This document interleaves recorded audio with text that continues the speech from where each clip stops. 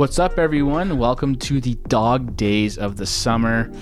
I don't know why we're talking hockey, but Trevor has this content thing going on. Well, Twitter is, Twitter was down today. It was down. It's not active. But down. Leaf Twitter is active, mostly around, he who should not be mentioned, Voldemort.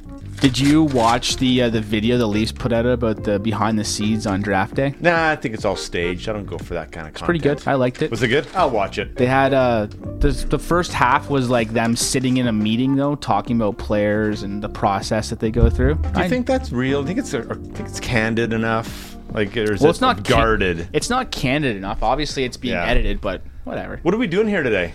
You tell me. You told me. We are doing a 5-minute pod about Jason Spezza. Zero chance it lasts 5 minutes. I bet you it will.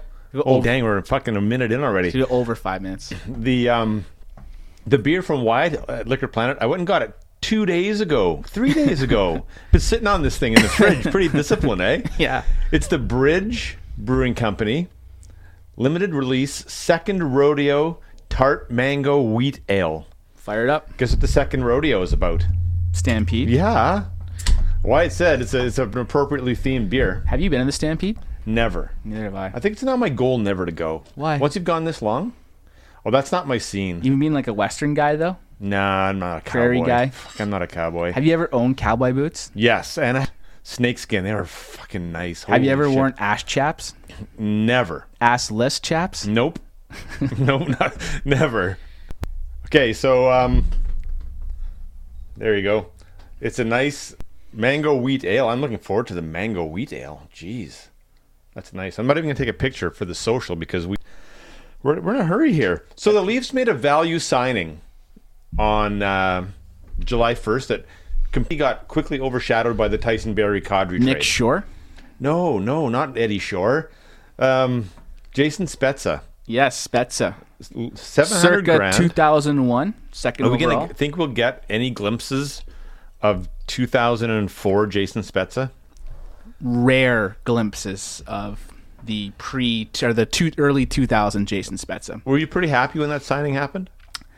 I was happy the fact that it was under the amount of money that you can bury a contract in the AHL without having it count against the cap. Okay, that's a good one. It doesn't move the needle for me at all. No. Like, if our fourth line center is what comes down to making or breaking it, then it comes down to our top guys. Apparently in the Stanley Cup Finals, it does matter up and down the lineup. That's what people say.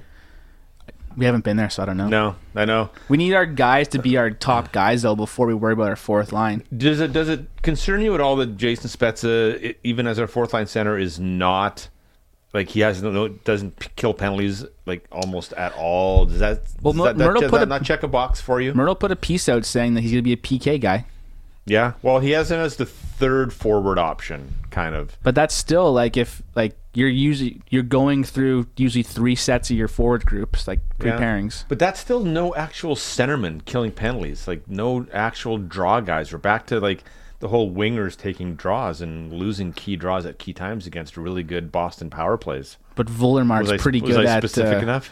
But our Voldemar is pretty good at goals. He needs to score more shorthanded goals. He needs to work on his shooting. Did you see the Instagram video that post where he did like he was surfing behind a boat and did a 360? What a troll job that was by him, eh? And also posted a pretty cool picture from Hyman's wedding with Kapanen and Nylander. And they're throwing Hyman up in a chair? Yeah. That was insane. That was insane. There's no way he doesn't sign in Toronto. Who? Mitch Marner? Yeah. Zero chance he signs anywhere else. I said his name. So the Spezza, yes, okay for you. The thing is though, the fourth line, it'll be a nice complement line. He'll play maybe 10 to 12 minutes a game. The only issue I foresee is if Bab goes, like if it starts being like, is Spezza creeping onto the third line over Kerfoot? Do you think that's going to happen? Could. I could totally see that happening just based on the veteran status. But does Kerfoot have veteran status though? 3 years in the league. Not Spezza status, 1,000-game guy, but I can see him being a player that Babcock would like. Like he likes some young players, and some he doesn't give a chance till it's. Do you consider Kerfoot a young player? Well, he did have a 4-year collegiate career, so he was late to the league. So age-wise, he's not young. Just years of service is kind of, only 3 years in.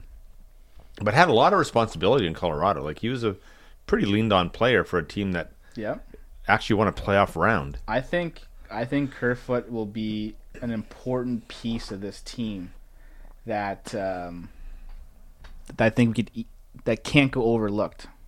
Yeah. I think, and he's only 24 years old.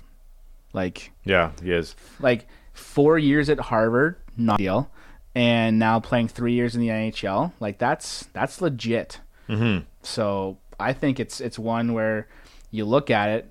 Sorry, he's only played 2 years in the NHL. Oh, okay. Because of how he would have played in either a playoff game or something like that third year. Right. Yeah. Okay. But yeah, I think did he go to college right out of like was he a true freshman, or did he play a couple years in the BCHL post high school graduation? Remember, because he played 2 years midget.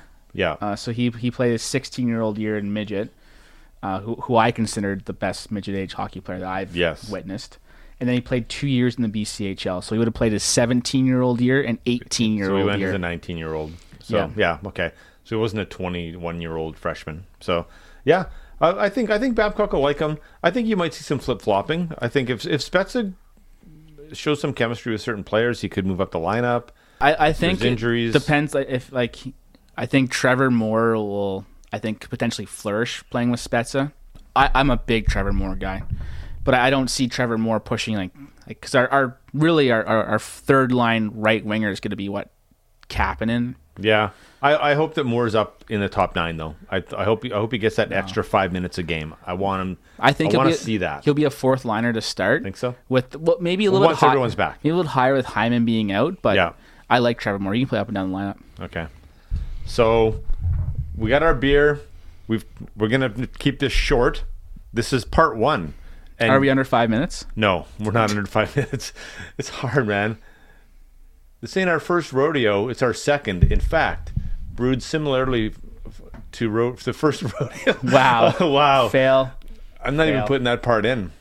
This isn't our first rodeo. It's our second, in fact. Brewed similarly to first rodeo, our Tart Citrus Wheat Ale.